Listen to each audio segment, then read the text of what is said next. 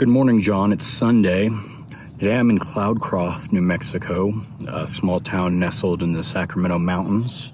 You may not know this, but in the 1900s, Cloudcroft became a retreat for people suffering from tuberculosis, a disease that ravaged so many people's lives back then. It all started in the 1900s when the El Paso and Northeastern Railway opened, making this remote mountain town accessible. People began to believe that the mountain air could help cure tuberculosis or at least provide some relief.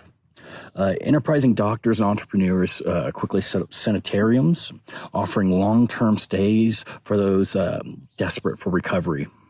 One of the most famous facilities here was the Pavilion Hotel. Built by the railroad company itself, the hotel was designed to accommodate tuberculosis patients, with open-air porches where people could go sit bundled in blankets, breathing the fresh mountain air.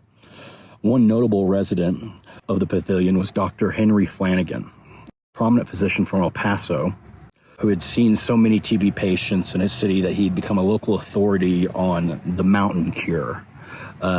He wasn't just a doctor, he ended up becoming a patient himself after contracting TB, and he stayed there at the pavilion for several years, serving many others as his health slowly declined. Another figure was Margaret Mather, a young woman who traveled from New York to Cloudcroft in 1907. Margaret had a mild form of tuberculosis, and her family believed the mountains would save her. Some of the letters she wrote painted a picture of hope and struggle. She wrote about spending time in her bed in the mornings, watching the clouds roll through the peaks and hearing the sounds of life in the sanitarium around her. In one letter she wrote, "The mountains cradle me with their quiet strength, and though I feel weaker with each passing day, I hold on to the thought that the air will save me yet." Unfortunately, like so many others, Margaret didn't survive, but her story became a part of the town's history and a reflection of hope placed in the people in this remote mountain town.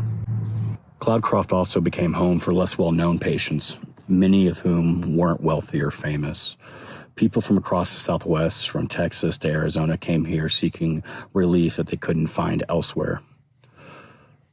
Some stayed for months, while others lived out their final days in the peaceful mountains, far from the bustling cities where TB was spreading like wildfire.